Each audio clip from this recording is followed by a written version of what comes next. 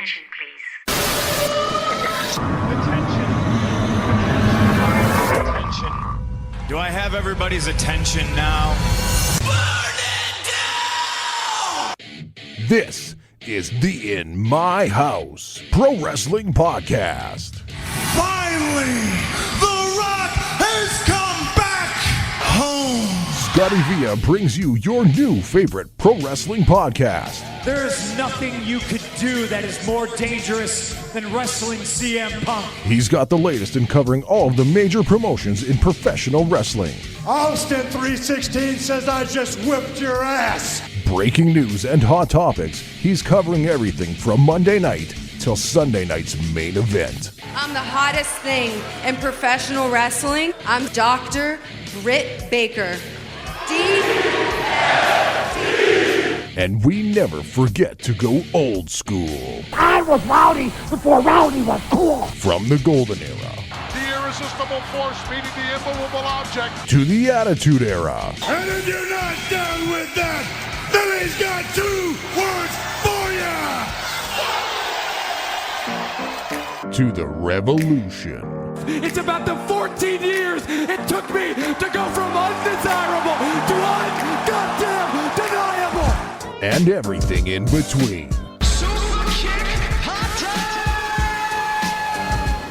This is your pro wrestling podcast. This is In My House. Give me a hell yeah.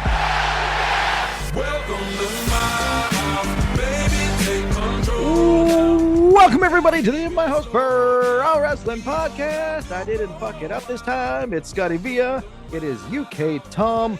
Hey pal, how's it going? It's good. We must have. Did we leave Mike in Moose Jaw? Yeah, he's still there fighting locals. Yeah. There we go. maybe he's doing the washing up at Deja Vu. He could be. He could be with his Diet Coke. With his Diet Coke. Yeah, Mike's on assignment today. It is myself and UK Tom holding things down this week here on the In My House Pro Wrestling Podcast. Full disclosure, it's a Tuesday and we're recording this early in the afternoon, which I'm loving. Woo-hoo. It's great. If you celebrate Canada Day, happy Canada Day to everybody. Happy Canada Day. If you don't, happy Tuesday. Tuesday is one of my favorite. It's my second favorite day of the week outside of Saturday. I love Tuesdays so much. If you don't celebrate Canada Day, happy Don't Work Tuesday Day. Yeah, exactly. Right. Exactly. Happy middle of the week day off. It's fantastic. But man, I've got In Your House 3 on right now in the background. I've been playing some 2K like wrestling vids all morning. I've been working on Did you podcast take that belt stuff. off Karrion Kross yet? No, he's in a very heated feud. He's the world champion on Raw. Heated feud with CM Punk, but his reign might be coming to an end soon. I'll tell you that. Ooh, I'm not sure how those matches would go. A little slow. Yeah, and if you believe the dirt sheets, a little slow and no bumps. Yeah, exactly right. I don't believe it.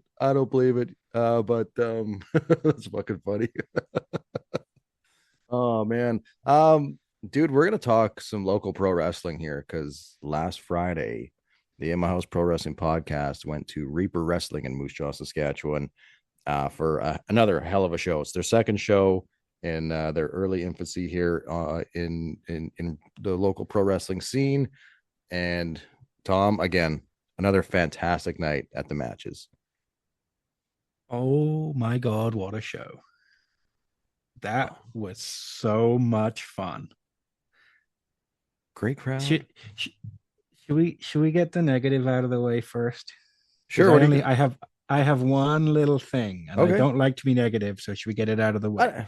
I don't know if it's negativity. It's just like we did last time when we did a Honesty. special episode. It's honest feedback, criticism, whatever you want to call it, but no hate involved, no disgruntledness at all. It's just us being wrestling fans. And to be fair, it wasn't even anything to do with the show. And I don't think this is going to be a surprise to anybody that was there, including Aaron. I know what you're going to say. It was fucking hotter than Satan's asshole in there. Hot. I mean, I know I could afford to lose some pounds, but don't fucking do that to me. Dude, everyone's sweating their ass off in there, big, small, little, tiny, whatever. We were all. It was warm in there. It was warm. It was warm, but so, I feel you. hey, that's one of those things.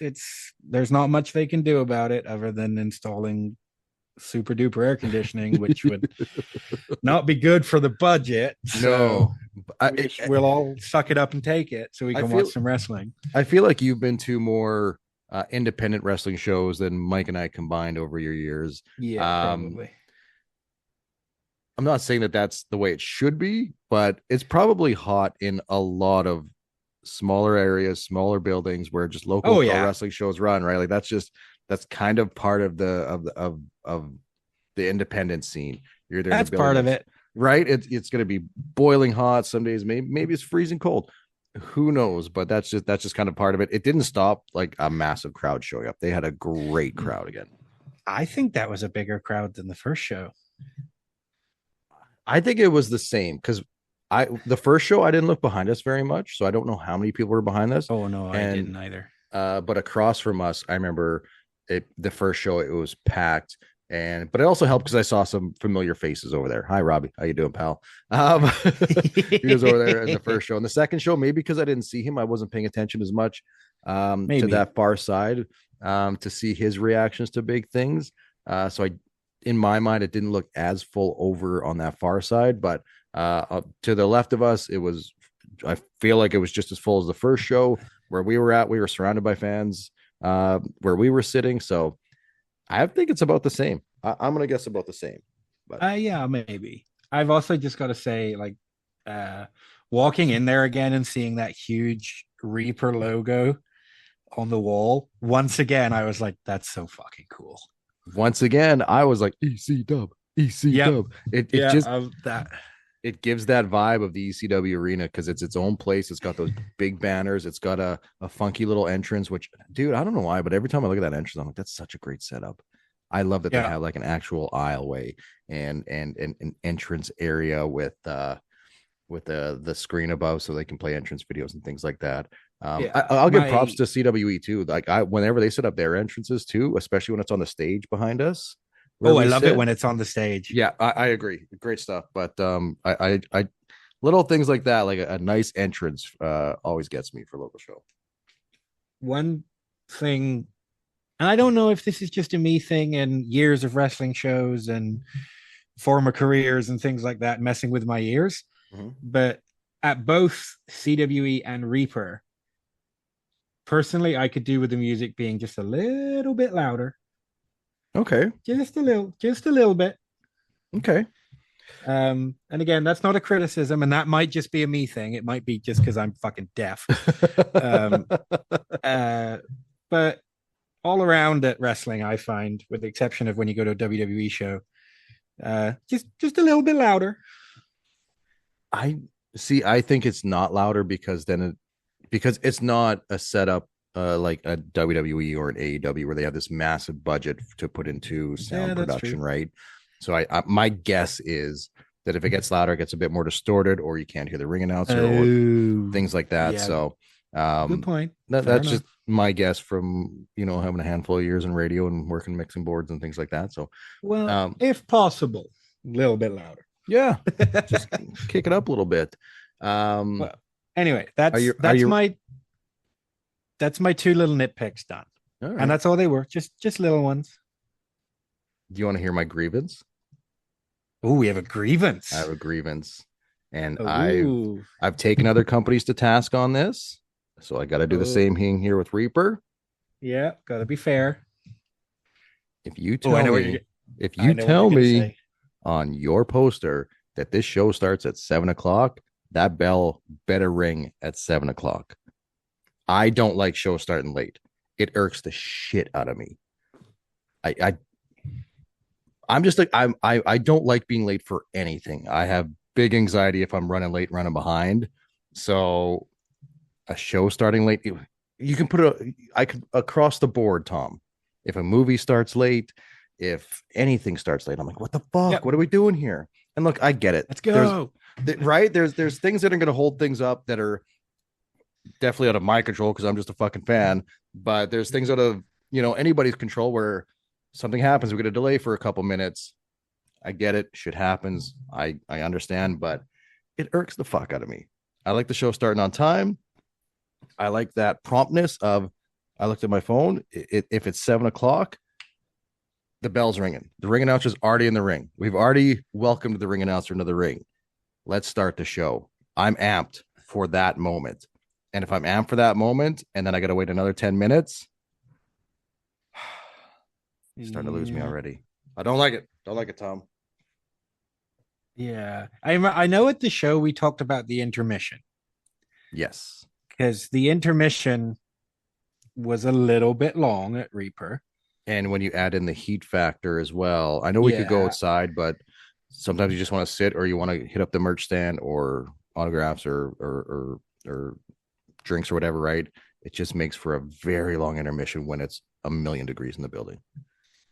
But like I said at the show, I wouldn't personally shit on a company for and not that you're shitting on them, but no, absolutely not.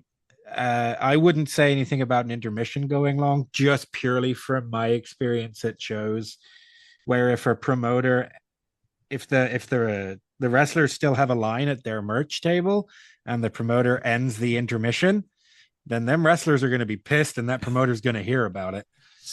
So you smartened me up to this because I was like, why the fuck is this intermission still going on? I've been outside twice. I've waited for the merch line and to get a drink and all that shit. I'm like, what the fuck? And then you're like, there's still people back there asking wrestlers for autographs and pictures. And I was like, oh, that makes a lot of sense.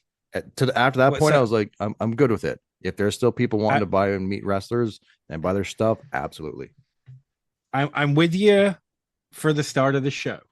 Like, start that on time. But companies get a pass on intermissions for me. Yeah. You know what? As someone who doesn't go to a lot of shows where there's a lot of big name television wrestlers, I wouldn't mind a little, hey, we're going to intermission.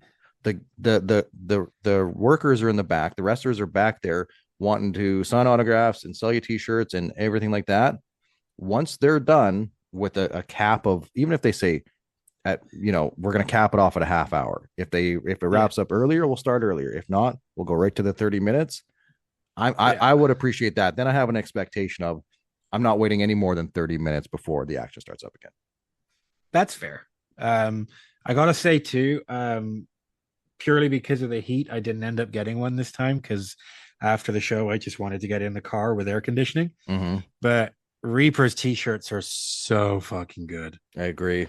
I will be getting one. I just needed to get in the AC this time. Yes. And right, well, we'll move on to the show. Let's get into the show, pal. I think one thing we should start, just so we don't get lost and it gets forgotten, we may have slightly been a little bit harsh on the referee last time with our opinions. I think we were fair. I think for us personally, directly, just as wrestling fans, the one referee, the first show, was in our view the entire night when he was in the ring. The other referee got us, worked the wall. But go on. I gotta say, he clearly took our criticism very, very well, because I personally didn't really notice him this time. I'm right with you, pal. I didn't notice a single referee until the main event when there was a ref bump. I was going to say, I didn't notice a referee until we were supposed to notice a referee. Yes. So great fucking job, guys. Great job. Great fucking job, both of you. And awesome work. Great call on that too, pal. Because I forgot. I was thinking about that the next day after the show. I'm like, we got to make sure we mention the refs because they were unnoticeable till they needed to be noticed. And I'd forgotten about that. So great job. And once again, the ring announcer having fun with us. Always appreciate that. My man. The guy's having fun. And also, everyone that came and said hi to the In My House Pro Wrestling podcast, thank you very much. And keep doing that.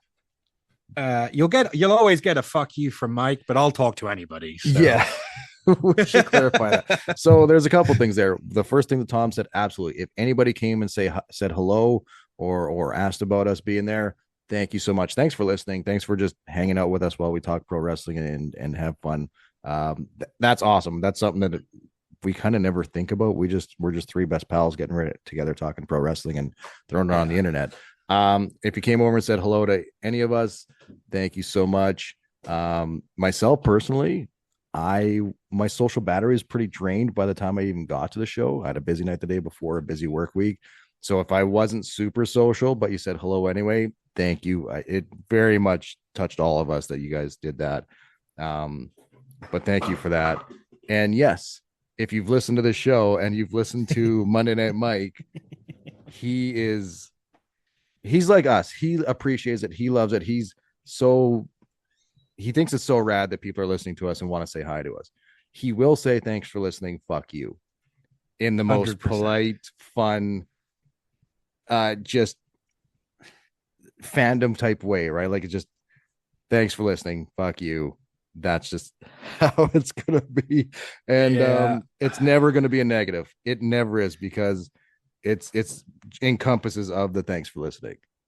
Yeah. So on behalf of Mike, because he can't be here, fuck yous all around.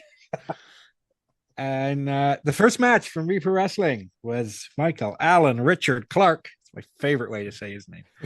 Versus Ace Austin, formerly of TNA, who we also saw at the last Reaper show. What a match. Tom, what a match. This is the second show that Reaper's done, and the second show that I believe Michael Allen Richard Clark has opened. Yep. And I get it. I get it, because he's put on two bangers. For me, the first show, it was the match of the night. I'll let you know when we're done talking about Reaper if it was my match of the night this time. But unbelievable. Those guys work so well. And Ace Austin is just, his body is, it doesn't make sense in my brain. The dude is massive, but he's maybe as tall as me. Guy. He's a shorter guy. He can work his ass off, but he's like a little Jack Batista or something. I don't know, man. The guy's huge. Awesome talent, awesome worker. Michael Allen Richard Clark. I think I said it the last time we talked about Reaper. Every time I see him, he's light years ahead of when the last time I saw him. Like, he's so good. And I'm really hoping at some point one of these bigger companies picks him up, because I think he's earned it. I agree with you. I hope that happens. But the best thing I think Reaper could do right now is keep opening their shows with Michael Allen Richard Clark. Yeah. And until there's a point where he needs to be in the main event to challenge for that championship, or keep it's a blood feud. I think he can work anywhere, but it's a great way to start the show, because the guy gets people on their feet. Yeah. He just one hell of a match. And this is the match I can't wait to go back and watch on YouTube. Yeah, and it just chatting with Reaper between the last couple days. Yeah. That YouTube video of this show is going to be hitting his YouTube page pretty quick, so make sure you got the like and subscribe, all that fun shit for Reaper Wrestling's YouTube page. So our second match was it wasn't the pure wrestling match that the opening match was. It was very gimmick heavy, which obviously I am a fan of, because I love gimmicks and there's not many of them left anymore. We had the great Thelonious from the Fifth Dimension with his gimp, teaming with Crazy Steve, who, side note, he was fantastic at the merch table. I really liked Steve. Nice. Taking on Mike McSugar. It's my first time seeing Mike, and Levi Knight. Yeah. For what it was, this match was fun. Yeah, I'll give it that. Yes, it was a very fun match. And this is gonna hurt me to say, and I don't want to, but that was the best Levi Knight's looked. Oh, we have to say it, because we talked about it in the car on the ride home. We did. And I get that the dancing is his gimmick, but if he just limited that to the entrance, Mhm. I think it would do wonders for him. I said it to you guys in the car. I'll say it on the podcast too. I feel like the dancing stuff is forced and it doesn't look good. I was very impressed by his wrestling, and we haven't seen him in a while. Like Mike and I have, it's been a while. Have seen him at CWE shows in Regina. We've seen him at ringside wrestling shows in Regina over the last 2-3 years, but we haven't seen him for a while here in Saskatchewan. And everything looked crisp. It looked great. I was very impressed with the in-ring work by Levi Knight, but like I said, I feel like it was forced. Do you remember Charlotte Flair talking? I think it was on a documentary a couple years ago, where early in her NXT days when she would do the Ric Flair strut, and she said that somebody pulled her aside and said, "If you're not going to do it right, don't do it at all. If it looks like you're faking it or forcing it, we can see that. So don't fucking do it." And she took that to heart because she's a Flair, like that's her dad. So she didn't do it for a long time. And now when she does it, there's purpose. It doesn't look like she's just doing it because she thinks she has to, because that's the gimmick. She's doing it because that's part of her character. I feel that way with Levi Knight. Like I feel like he's not all the way in it when it comes to the dancing part. But well, I think I said it in I said it in the car. I said it in the car on the way home, and this is the only advice I have. If I don't know why the hell he would listen to us after the things we've said, but if for some reason you're listening, Levi, white men can't dance. Just remember that. I would love to see. I would love to see a reverse version. If Levi ever gets in a blood feud and we're around to see that story play out, I'd love to see him come with fists taped up and jeans, not dancing, and just going for it. At CWE when he had the Falls Count Anywhere match with Cash. Oh, we put that over for days. That's right. It was awesome. I forgot he had that match with Jim. That's right. But Jim. Gotta just say too, the after match interactions with Crazy Steve and Felonious, where Crazy Steve was upset with him and introduced his head to a chair. Yeah. I'm intrigued to see where that goes, because I know Mike hates that gimmick, and he's when he hears this, he's gonna cuss me out in the group chat, but he's gonna hit you. Fun. He's gonna hit you with in the group chat. Fuck the fifth dimension is what he's going to say. Fuck the fifth dimension. I'm kind of invested.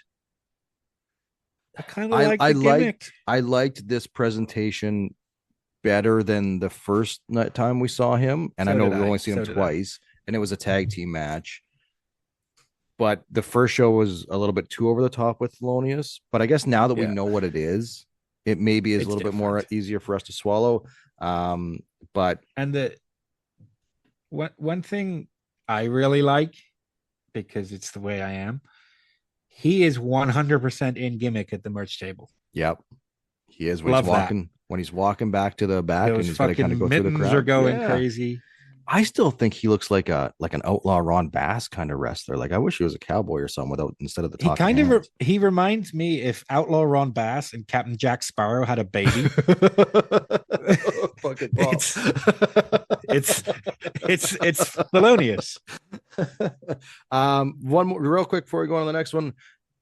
I've watched Mike McSugar in this area for years on and off, and I love his gimmick. I love his commitment to the gimmick. Even when he's standing on the apron and he's chatting with the crowd or he's just moving around, he's always in gimmick.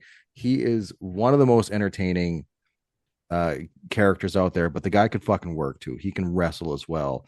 He knows his gimmick down pat, and it's so much fun to watch. I really hope we see a lot more of Mike McSugar at Reaper Wrestling, CWE, ringside, whatever it is in our local scene here. We want more Mike McSugar. Yeah, Mike McSugar, your gimmick is over with me. It was good fun, especially with Crazy Steve and when Mike was on the apron. And I've seen guys like him on Grindr. I'm fucking sure you have in Regina. Can I say one real quick thing about Crazy Steve before we move on to the next match? Yeah, for sure. I feel like he was the most intense wrestler of the night. I feel like I felt like he was ready to explode. Like he was so wound up and ready to go. We saw them brawling throughout the night in different matches in different areas. Oh, it was so fun. I just like, man, I don't want to be anywhere near this guy because he's gonna just snap, which I loved. I fucking loved it. I'm like, dude, that guy's dangerous. Do you want to? The thing I liked about Crazy Steve, and I mean, obviously, one of my wishes is kayfabe to come back. So even saying things like this hurts me. But Crazy Steve was the one that took the pin. Oh. And when TV guys take the pin on little indie shows, they don't big league it, and that doesn't work for me, brother. So good. That always gets respect from me. Love it. Speaking of respect, yeah, what do we got? The next match was the one that I was excited for, and that was the Pink Striker, Miyu Yamashita, versus Janai Kai. And holy fuck, what a match. These wrestlers delivered. You were hyping this up. You were so hyped ever since the announcement of these two women. And then we finally find out that we're getting that match at this show. And you've been hyped up ever since. I've seen Janai Kai, I think, once or twice way back in the early AEW days. Kind of seen her on my Twitter feed every now and then. But I don't know much about either one of the ladies other than they work primarily overseas and they're pretty much just killers. And we got that at Reaper Wrestling. Those kicks. Yeah. There's a reason Janai Kai is called the Kick Demon. Jesus, she was laying her shit in so hard, dude. Holy fuck. Ow. I don't know if I've ever been part of a crowd that all winced at the same time for an entire match. And everybody in that crowd did with watching those ladies throw those kicks. Holy shit. Actually, the only other time I have, you know, that famous picture of Walter or Gunther, whatever you want to call him, with the chop where you can see that his hand is in the guy's pecs. Yep. That's the only other time I've seen an entire that this match was they had time, which everything at Reaper seems to get a decent amount of time, which I appreciate. Me too. They laid their shit in, which we knew they would, and they just worked so well together. Would you call that a strong style match? Is there a name for that type of match? I don't think there's a specific name for that type of match, but it was definitely strong style wrestling. Okay, because it's completely different from like Ace Austin versus Michael Allen, Richard Clark. It was a strike heavy match. Yes. Sure. Okay. There you go. But yeah, we were in for a treat. We got a treat. I liked how both women worked with the crowd a little bit to either kind of give that look of like, yeah, I'm gonna kick her fucking head off, or the whole be quiet because you're gonna want to hear this, and then a gnarly strike. Yeah. Big fan of both ladies. I know logistically getting people into Moose Jaw is a nightmare, but if there's any chance of either of them coming back, awesome. Yeah. Tickets sold already. But also, I don't remember going to a wrestling show, especially the second for a company, and there being thank you Reaper or thank you company chants, which they got after that match.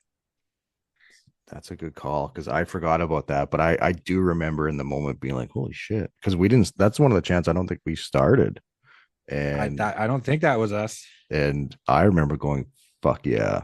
If it wasn't us that started it, that means they got the others, and they got that urge to start that exact chant. Thank you, Reaper. Tells you all you need to know about going to local wrestling shows like Reaper Wrestling because they put on amazing product. 100%. We then went into the intermission where I got my mark picture and autograph with Miyu Yamashita, which was really cool. I always take pride at wrestling shows because of the stereotype that wrestling fans are unhygienic and they stink. I always make sure that I don't. And I just do that in that life. was a little. Well, yeah, that too. But it was a little hard in the temperatures we had in there. And when I took the picture with Miyu, I said to her before, I said, I'm sorry, I probably stink. And she said, that's okay. We all stink in here. Which is such a just a like awesome. Thank you. Instead of trying to make it like an uncomfortable situation, even though you're being upfront and honest right off the bat. Yeah. I'm glad that happened, man. That's awesome. We then moved on to after the intermission in the Doom spot. Like after intermission is a rough spot to be in. It's especially in a 1,000-degree heat. Yeah, on any show after intermission, it's death. Mm-hmm. But we had Sydney Steele, who we saw last time and wanted to see more of, taking on Bryce Hanson from the Noah Dojo and some dates in Canada. I don't remember where, but I just got to say, I met this guy at the merch table, and he was one of the most respectful wrestlers towards the fans that I've ever encountered. Wow. He was just, I mean, he's a kid, he's 20. But he was just so respectful and so nice. And that Noah training is paying off, which you could see during the selling in this match. His work, just a phenomenal young talent, which again, I hope he comes back to Moose Jaw and we can see him again. I really, really liked watching him wrestle. And Sydney Steele looked great too. Sydney Steele was in the gimmick match in the first show that we went to with Thelonious.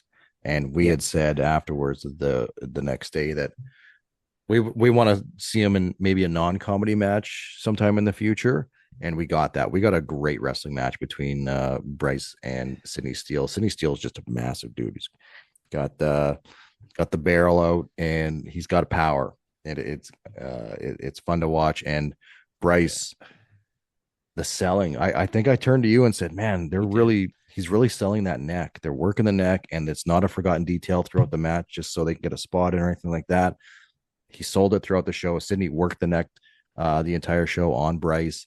And just little things like that when we watch wrestling, like when we were kids and maybe we wouldn't pick up on it, we're just basically saying, no, don't hurt his neck.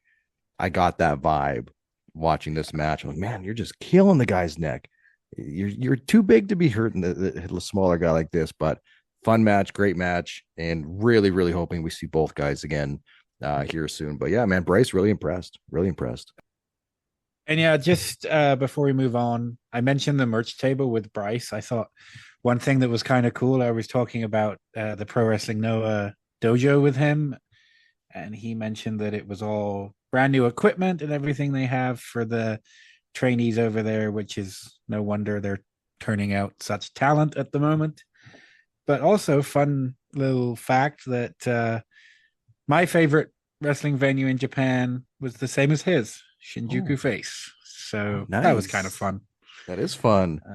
That's a really cool little, kind of like Reaper Wrestling, actually. It's a permanent wrestling venue where different companies, whether it's All Japan, Noah, Big Japan, any of them, they just book slots for the week and then they use that venue.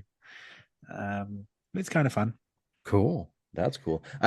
One more thing before I move on to the next match, and I think I said it to you during the show, and I hope he takes this as a compliment because it 100% is.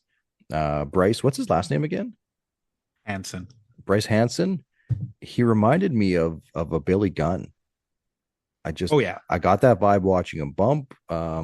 He's got the Smoking Guns, Billy Gunn look with the mullet and the mustache, so maybe that's a little bit part of it too. But when he was bumping, I was like, man, that reminds me of a Billy Gunn bump, and I loved it. I thought, again, the kid killed it. And I shouldn't call him a kid because he's a 20-year-old man, but the guy killed it.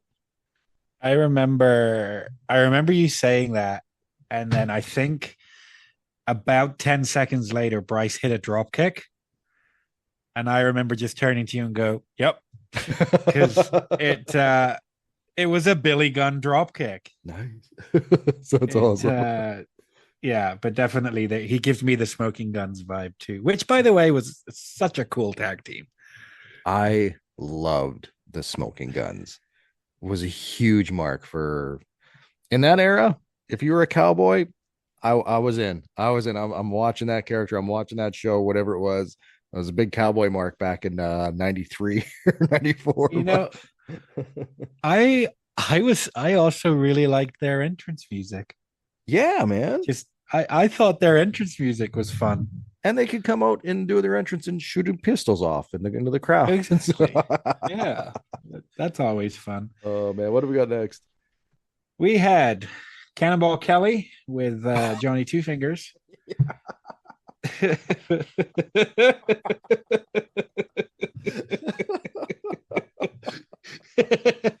You'll see why we're laughing. Well, you'll hear why we're laughing in a second. He was taking on Jesse Bieber. Oh, fuck. And you mentioned earlier in the show about a crowd all wincing at the same time. Mm-hmm. I don't think I've seen a crowd all leap to their feet like that. When Jesse Bieber, did he drop kick him or did he big boot him? No, he like mafia kicked him.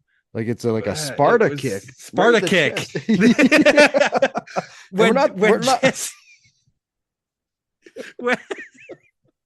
When Jesse Bieber Sparta kicked Johnny Two Fingers basically from Moose Jaw back to Regina,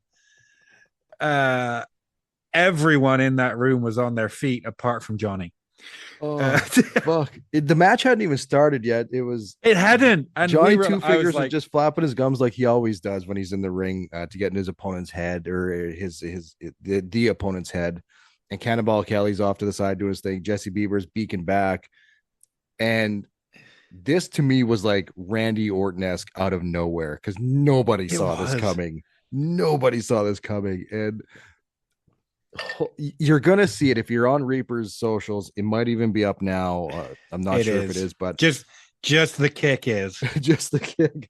Holy shit! If you're from my generation, back in the WWF New Generation days, during WWF Superstars, they used to do like the JVC Kaboom Box Slam of the Week. This would be it because this was a kaboom. Yeah, it's wild. It is wild.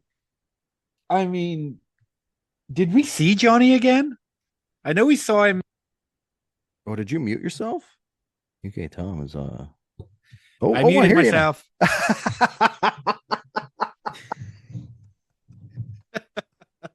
See, it's all well and good people buying me, and I'm very grateful that this mic was a Christmas present, but it's a little bit too fancy for my technical skills. And oh fuck. Oh, that's hilarious. Anyway, go to Reaper Wrestling's Instagram and watch Johnny Two Fingers get kicked in the face. Oh man.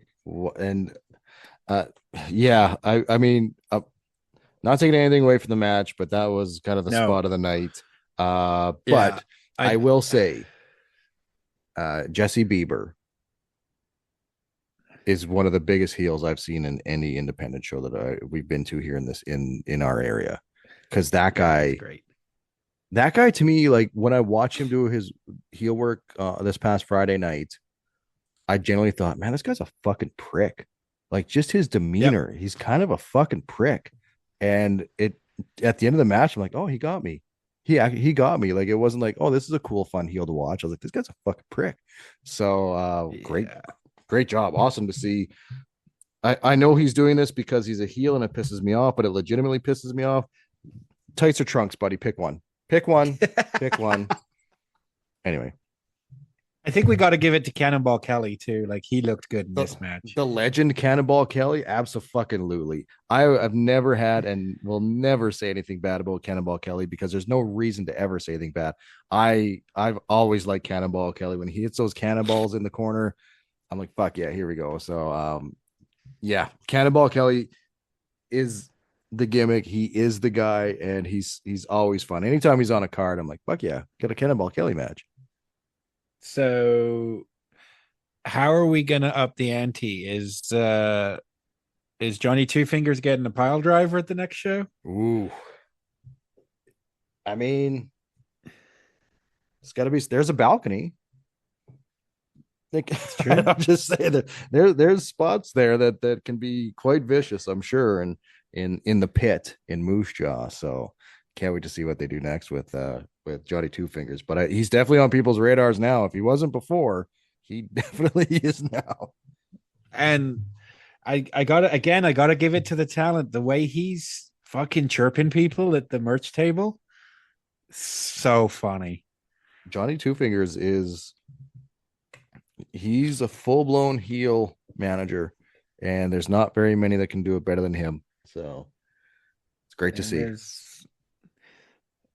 I think the politest way I can put it is there's not been many managers in wrestling history that look like Johnny Two Fingers, which just makes the gimmick so much better.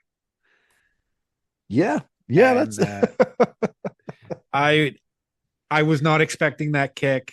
I've laughed about that kick every single time I've seen the video. Great stuff by everybody involved in that match. Agreed. And then we had our main event. Ooh.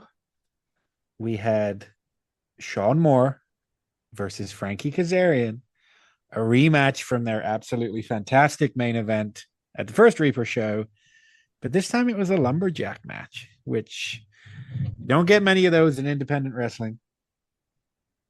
No. So that was a lot of fun. We had this one was for the King's Crown Championship as well. Like that's Reaper Wrestling's like World Heavyweight Championship. It feels like. So yeah, the stakes were high. It was, and not to keep harping on the heat, but despite the heat in that venue, the main event talent, they fucking delivered. Everybody delivered, but these two main event, they went up a notch. At the end of the show, they just delivered a fantastic main event. Frankie Kazarian showed out once again. Sean Moore showed out once again. We've seen Sean Moore quite a bit in our local scene. Outside of last Reaper show, I don't think I've seen Frankie Kazarian wrestle in person. Loved it the first night. I loved it even more this match. Frankie Kazarian was even more of a dickish heel. This one, everything was crisp and smooth, and you could tell he's like a 20-30 year veteran. Like the guy hasn't slowed down, hasn't lost a step, and gave us a show that people were going home talking about in that main event. And I think it just goes to show that I know people give, especially the internet wrestling community, which I know we're a huge fan of on this show. Fuck that. But they give the quote unquote TV stars, TNA, any promotion with TV, even AEW, they give their wrestlers who go and do independent dates shit. And I'm like, why? This just proves that Frankie Kazarian wrestles because he wants to. Yes. Do you think he needs to come to Moose Jaw, Saskatchewan? No, I bet it's a fucking nightmare to fly from California to get to Regina, Saskatchewan, to get picked up to go to Moose Jaw. I bet it fucking sucks. Let's not kid here. It's a nightmare to fly from fucking Toronto to Regina. Yeah. With a stop in Calgary first. Yeah, like he's not doing it. And I can't imagine he needs the money. He's coming to wrestle because somebody asked him to come to wrestle. Right. And he's not phoning in his appearances either. He's both shows worked his ass off in 20+ minute main events in a very hot building. Yeah, with a bit of, I'll be honest, a bit of an exhausted crowd. By the time the main event was on, I'd seen a ton of awesome action, and I was overheated and socially drained. But I was still loud as fuck because those guys got me on my feet and got my hands clapping. And I was a little bit worried about, because obviously with the lumberjack match, having the wrestlers at ringside, that's obviously going to get in the way of us seeing the match. Mm-hmm. But on our side, we had Ace Austin, Michael Allen, Richard Clark, Levi Knight, and Bryce Hansen. Yes. All four of them did a really good job of playing their part of a lumberjack whilst not getting in our way. Yeah, we could see everything. Nobody got in our way. I was kind of locked on Ace Austin because whenever he was talking towards the match and towards the guys, and everything he was saying, and some of it was very funny, but it was for progressing the story of the match as well. It wasn't just to get a cheap pop from the us dorks sitting in the front or to get himself over at all. He was working for the match just like the two guys in the ring were in his own way. And something like that really, really caught my eye, and I really appreciated.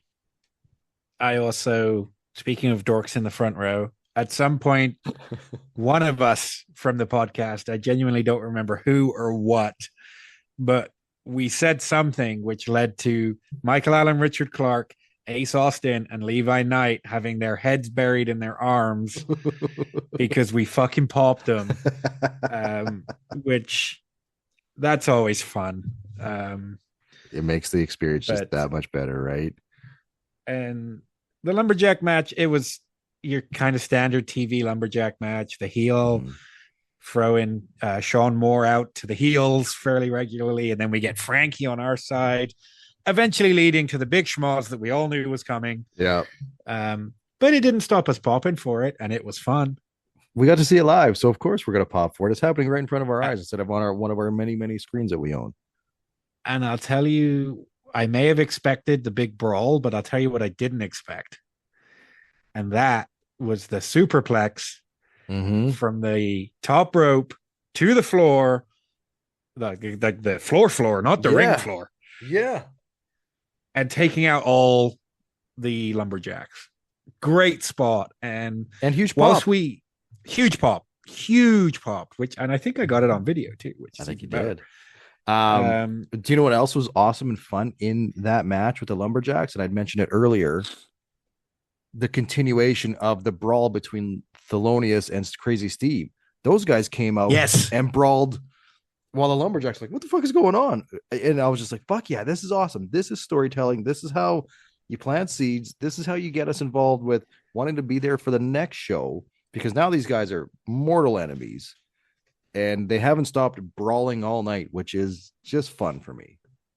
And whilst we love the venue and the pit and the look of everything, there's not that much room at ringside. So to take the risk of that superplex, especially for Frankie Kazarian, going back to the comments about TV wrestlers just not taking bookings, that motherfucker's out there suplexing people to the floor and hoping that he gets caught a little bit, right? And hoping something breaks his fall. Somebody catch me. Great fun stuff. And at the end, after the match, which with Frankie retaining winning the title, it looks like in the future we're going to get Frankie Kazarian versus Ace Austin. And I hope so. And if that happens, then I mean, we'll be front row for it anyway. Yep. I'll be there and I'll be seated. Before we wrap up our Reaper talk here, I want to say when the lumberjacks came out, and Tom mentioned the four guys that stood right in front of us, both Levi Knight and Michael Allen Richard Clark locked in on Monday Night Mike. And Michael Allen Richard Clark goes, "Did you give me the middle fingers and say fuck you?" And Mike said, "Yeah." And Michael Allen Richard Clark goes, "Why?" And because it's Mike, because fuck you. That was his response. And they popped. Levi Knight said, "I'm just going to lean right here, right in front of you so you can't see shit," and played along with us. So that was fun. It makes the whole situation, the whole experience just that much more better. So tons of fun. We were popping all night. We're starting to see it at CWE. And we're seeing it at Reaper already after 2 shows. Like, obviously myself, well, all 3 of us, but mainly myself and Mike, I think it's fair to say, we don't mind yelling stupid shit at the wrestlers when everyone else is quiet. And even if it's shit that makes us look stupid, but the 3 of us will start the chants, we'll get loud, we'll chirp people we'll chirp other fans if we have to. But then the wrestlers work with that and they come over to your side and you get more of the stuff. and seeing people starting to notice that and also starting stuff, and I love that. Agreed. It just makes it better for everybody. I fully believe, where even if you're not chanting along with everybody else or you're not clapping along, I still feel like those people that are sitting quiet because that's just how they want to watch wrestling and watch the show are enjoying it, and that's perfectly fine. So it makes for such a fun night. That's why getting out, supporting your local pro wrestling shows that are in your area is so important, and it's just so much fun, and it's affordable too. So it's just go do it if you've never been, because up until I met Mike and we became best pals years and years ago, I'd never been to a local show, and I never would have went by myself ever. I'm just not that guy. Very quiet, keep to myself, very shy. That's why sometimes meeting fans, if I'm not super outgoing like Mike and Tom are, that's just I'm a pretty shy fella. But it's pro wrestling is so much fun. It just is. We have a great time at all these shows that we go to.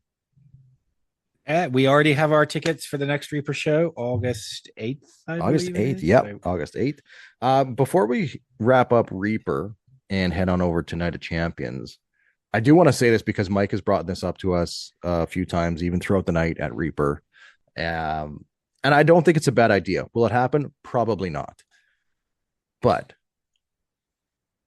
an 18 and over crowd would be a lot of fun for us over 18 adults. I get why it doesn't happen often or ever. Totally get it. But there are moments where you're just like, oh, all right, it's really high pitched in here right now. It's really loud. So I will say, floating it out there for wrestling events and wrestling promotions, if you ever did an 18 plus show where it's just like that's the age limit to get in, I'm not saying it has to be a rated R show, but a show for adults just to get in, I don't think it's the worst thing. I think it could be good. So the only time, I mean, like I was saying earlier with the music and stuff, my hearing's not fantastic, so sometimes I can't even hear it if it's very high pitched. Yeah, lucky bastard. The only time I ever have, I don't know the right word to say it, an issue, I guess, with kids being there is if their parents take issue with things that people are saying. Yeah. And like, true. Obviously there is a line. Mm-hmm. There's a line and you don't cross the line. But I remember being at a show and I can't remember the wrestler in the ring. They were a local UK guy. And I was just like, oh, fuck you. And there was a kid or something behind me and their parents were like, you got to watch your language. No, fuck off. I paid for my ticket. Yeah. Don't bring your kid to a wrestling show then. Yep. Agreed. But if you bring your kids and you fully accept that people are going to be screaming and swearing and having fun, then that's cool. what it is. Again, fun night at Reaper Wrestling this past Friday in Moose Jaw. You can find them on all their socials the same way you can find anybody else. Just Google their name and you'll find them and many other fun videos and ways to follow, like subscribe, share, whatever it may be, including us here at the In My House Pro Wrestling Podcast. You can hit us up at In My House Pod on YouTube and all your favorite social media channels. Reaper Wrestling returns on August 8th. Tickets are on sale now. ReaperWrestling.com. Go and buy them before they're all gone. Do it up. Sell that place out. Man, so, and it wasn't just Reaper. Oh, I was just gonna say, next month in August, do we get a Reaper show and a CWE show? We do. We get a double Saskatchewan double whammy next week, in a month. And yeah, because I believe in specifically in Regina as well, Ringside Wrestling does their show like the first Friday of every month.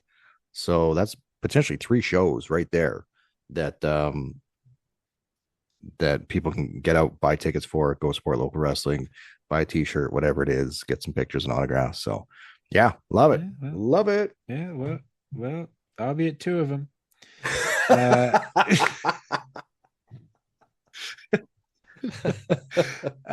Yeah, so Reaper Wrestling is on August 8th at the Pit in Moose Jaw, and CWE is on August 19th. Danny, it's a weekday. What are you doing to me, buddy? But it's on August 19th. I'm looking forward to the show. Yeah. They're back at the. Is it the Owl? Is it the Riddell Yeah. Center? What the fuck Just is it? call it the Owl. Anybody in the area will know Yeah. it by the Owl. You go to the Owl, you'll find the wrestling. and they're bringing a big wrestler. They're bringing a big pro wrestler. They're CWE bringing a is small pro wrestler. well, he's small in stature, but big in talent. See what I That's did there? true. See what I did You there? did. I saw. Brian Kendrick is coming. Do you think he's going to be streaking like he did on SmackDown? I mean, if people are paying for VIPs, I mean, then sure, he should be. It's Saskatchewan. That's right. That's right. I've never seen. Well, I tell a lie. Brian Kendrick was in a dark match of the first WWE show I ever went to. That's the only time I've ever nice. seen him. Fun. So I'll have to go back and think of some of the house shows that have come to the city from like the Ruthless Aggression era, the PG era, because when he was with Paul London, there's a good chance I may have seen him in Regina here, but I'll figure that out. And Brian Kendrick recently did a UK tour with my buddy back home, Dave. So I'll be looking Nice. forward to discussing that with him. Also, Brian Kendrick, technically a former WWE champion. Technically. He's not an you think official about that- champion though in that scramble match. Hey, they announced Brian Kendrick is the current WWE champion. For that moment before the match ends. Yes, I know, but I don't think he's in the record Technically- books. I don't think He's he's in the not, record but books. Technically, CWE are bringing us a former WWE champion. I'll run with it. I'll run with it. I liked those matches. I know a lot of people didn't, but I thought they were just different and fun for me. And different doesn't always mean good, but it was something they tried differently. I think they just did it too much because there's like 3 scramble matches on one pay-per-view. Yeah, well, that was back when Vince decided that fucking Fatal 4-Way was a good pay-per-view, and then every match was a Fatal 4-Way. Yeah, that just doesn't work. But No. I liked them. I thought they were fun. Do you know what is a fun concept? Having the Night of Champions with only 2 championship matches. That's right. We're talking WWE Night of Champions from this past weekend as well. And Tom had big heat with it because it's Night of Champions, but only 2 champions showed up on the card because they only booked 2 championship matches. It's too hot for me to even get fired up right now. We'll probably keep this one a little bit tighter. We went pretty long with Reaper Wrestling, but as it earned, we just had a fun night. So we're just talking about our fun show. We all ended up watching Night of Champions at different times the following day. And it kicked off with Cody Rhodes versus Randy Orton for the finals of the King of the Ring. Winner goes on to face whoever the champion is on their respective brand at SummerSlam, which, dude, I love stipulations for tournaments so the Royal Rumble gets you a championship match at WrestleMania. It doesn't get you a main event anymore. It just gets you a championship match. Then you've got the Money in the Bank, which is fun and great. And now it's the Money in the Bank. It's the Money in the Bank. And the last time they did was it last time they did the King of the Ring, that the champion? Yes, it was. Yeah, because that's how Gunther got there. So the King of the Ring winners and the Queen of the Ring winners, Queen of the Ring winners, my goodness, get championship matches. Yeah. And even for Evolution, they're doing a battle royal. The winner of that battle royal at Evolution gets a championship match at Clash in Paris at the end of August. So I love stuff like this. Like, yeah, give me number 1 contenders. Put those stakes on the line so people can win championships. You see, I like that, but you know what I don't like about the Evolution Battle Royal? What's that? I love the Battle Royal, and I love that the winner gets a title match. I don't like that the winner gets a title match for a pay-per-view that's after SummerSlam, because then, knowing how WWE book right now, that fucker ain't gonna wrestle for 8 fucking weeks. True. They should have done it. Whoever wins the Battle Royal gets a championship match at the end of the night. That's like old school house show rules. From like, that's how like Fed used to do house shows way back in the day. They'd have a Battle Royal either right at the beginning or before intermission, and then the winner of that Battle Royal faced the champion at the end of the night. So they could have done that, but that's what they're doing. But anyway, Cody Rhodes. Oh, go ahead. If they don't put any of the legendary women in that battle royal. Triple Paul, I'm going to kick you in your robot heart. The whole point of Evolution is legends. I'm very. Where are they? I'm very interested to see what legends are coming. My guess is we're getting Trish. We know we're getting Nikki Bella because she's been kind of back in the fold a little bit. Because they pre-recorded SmackDown, I'm aware of some spoilers, which upsets me. Gross. But gross. I haven't seen it yet. Stay off Twitter. Deal. Give me legends, or I'm gonna write a strongly worded letter. Ooh. Your Canadian is showing now, pal. I'm gonna write a fucking letter. Happy Canada Day. Happy Canada Day, everybody. Cody Rhodes and Randy Orton for the King of the Ring finals. This match is exactly what I wanted. I wanted a very, very good wrestling match, and I was worried that we were going to get a very slow Randy Orton, John Cena-esque match. We didn't get that. Tom, I loved that early in the match, we see a big superplex from Randy Orton onto Cody Rhodes, and it hurts Randy's back. And then the rest of the match, that was the thing that Cody went after. Cody didn't hesitate to go after Randy's back, because on the SmackDown before, Randy told Cody, I'm not going to hesitate. I'm going to do everything I can to win this match. So Cody had to do the same thing. And then later in the match, when Randy could have punted Cody in the head, he hesitated. And went against his word, because it's Cody and all the history that they have.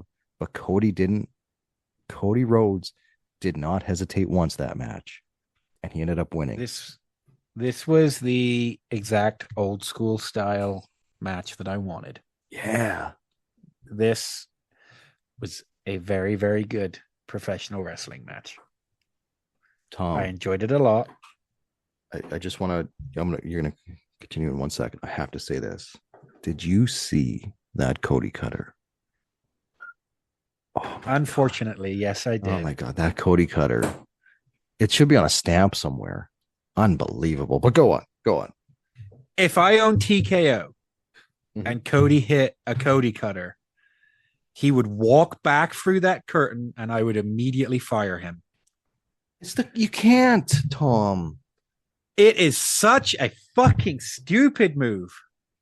It is. Why is Randy Orton just stood there with his arms out waiting for somebody to jump at it? It's the Cody cutter. Fuck the Cody cutter. My inner Iron Sheik came up there. Yeah. Fuck the Hulk Hogan. Everything this Tom was very saying, good. Yeah, everything you're saying about the match, well, it's the Cody cutter stuff. I completely agree with it. I loved it. I fell in love with that match immediately.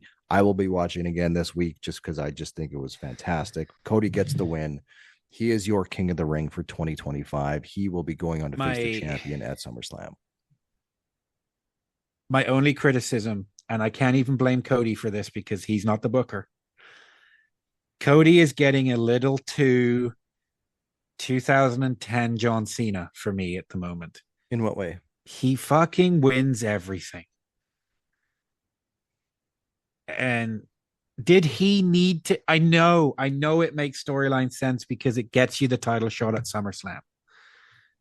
But did Cody Rhodes need to be King of the Ring? Could we not have used that to elevate somebody to main event? I don't know who off the top of my head. I see. I think and storyline wise, yeah. Storyline wise, I like it. I like it because it gets him the title match and we get there's the story. But the King of the Ring launched Brock Lesnar to the main event. Edge, Angle, Steve Austin, Triple H, Bret Hart, Owen Hart. I on paper, I can't disagree with you because that's what the King of the Ring tournament used to be. It used to be elevating that guy from the mid card to upper mid card to main event. It's not that anymore. I guarantee you, I'd bet $1 that they're like, how do we get Cody back in the main event? I don't know. Let's make him King of the Ring, and then the winner of the King of the Ring gets the title shot at SummerSlam. Boom, do it. Okay, what about the women? Well, that's how we get Jade in the main event. To me, that's the only reason they did it. I can't take away from the match though. I know I shit on Cody Rhodes a lot, on this podcast, mostly because it infuriates Scott, which is fun. All right, I keep receipts. But when Cody Rhodes has his working boots on and he's there to have a match, never cut a promo, but have a match, I don't think there's many people better right now. Look at his matches with Kevin Owens. They were fantastic. And exactly. So he's got great matches with Randy. He's got great matches with Kevin. He's got great matches with Roman. The ones with John Cena are a dud. I'm just saying. He had a great match with a fucking idiot Jey Uso on Raw. He did, right? So I obviously agree with you. I think Cody is one of the best in the world right now, and curious to see how things go down between now and SummerSlam. We don't have a ton of time left here, Tom. Rhea and Raquel in a street fight was a lot of fun. Some people were like, "That's the match of the night." Those ladies killed it. They killed it. Awesome job. I love street fights. Real fun. Very creative finish. I was a little worried about the table. No complaints. Yep, I agree. I like that Roxanne got involved. I'm hoping I can see more matches between Rhea and Roxanne because I think that'll be a lot of fun. So yeah, that was good. We got to finally see Sami Zayn versus Karrion Kross. I feel like we haven't seen What a Karrion Kross. shitty match. I feel like we haven't seen Karrion Kross from the backstage area in like a year. So we finally get a match. I like the match. Shitty. I liked it. Shitty. I like the finish. I wish there was like a bit of a second gear. I felt like they were in the same gear the entire match. And I wish at one point I they don't would think they got out of first gear. I kind of feel that way too a little bit. I wanted a little bit more, but I don't know. It didn't live up to the hype that I had, but I still enjoyed it for what it was. I really liked the finish. The way that they did that, but of course you did. It was the fucking haluva kick, which again, Sami Zayn through the curtain after a haluva kick, fucking fired. Then we got Jade Cargill against Asuka for the Queen of the Ring. And I've said it in the group chat. I've said it to some buddies that I work with that are wrestling fans. That's the best Jade Cargill match I've seen her have. She did very, very well. And man, I truly feel like we got the old Asuka back. Very Jade Gill. That's Gilbert's sister. Jade Gill looked fuck me. Jade Cargill looked very good. Asuka was a beast. Jade Cargill's ring attire was fantastic. Storm from X-Men. That's what she was. It was awesome. Is that what that was? Yeah, she was Storm. I don't know what it was. I just thought it looked really cool. With the exception of the last 10 seconds, this match was fine. Agreed. And people are really pissed off about the pin. Obviously, she just lost her balance and fell backwards. Why anybody's giving her the fucking gears about that is beyond me. Shit happens. Fuck off. The main event, John Cena versus CM Punk for the WWE Championship. It was what it was. It's supposedly the last time ever between those two. It was a fine match. Seth got involved. The Seth group got involved. Penta did his silly walk on the aisle, trying to make the save, which people are popping for. This match, people got really mad about. Like, there's too much run-ins and this, and that. And I'm like, none of you motherfuckers were around in the Attitude Era when the roof was being blown off because every major star on the Raw was coming down to make the save or get involved because their storylines are all intertwined. That's the thing that people don't get. All these storylines are intertwined and they make sense. Nothing didn't make sense. I think people are just mad because Roman Reigns didn't come out. That's what I think. This was the best match of the John Cena retirement tour, but yes. Not that says much because it hasn't exactly been filled with bangers. It's a shit show. I enjoyed this match a lot. Kayfabe wise, the fact that Penta flew all the way to Saudi Arabia just to fuck with Seth Rollins, love that. But Seth flew all the way over there too just to fuck with CM Punk, so it all works out, right? Like it all works. That's the level of petty I aspire to. Right. Also, the Charles Robinson for taking that bump when he's 60 years old. Awesome. Kaboom. And also the attitude adjustment that Bronson Reed took, that impressed me. He's a big boy and John Cena's an old man now. I'll give John his props for that because that was impressive. I literally said, whoa. I love watching CM Punk work. He's one of my favorites, and It was a great night of champions. Let us know what you think on the socials at In My House Pod, anywhere, Instagram, Twitter, Facebook, YouTube, all that fun shit. Man, we went long and we are out of time, but this was a fucking blast. We'll all be back next week here, all three of us. Hey, Yeah. Thank you for listening. Fuck you. Welcome to my house. Play that music too loud. Show me what you do now. We don't have to go out. Welcome to my house. Welcome to my house. Welcome to my house. It's my house. Yowie wowie!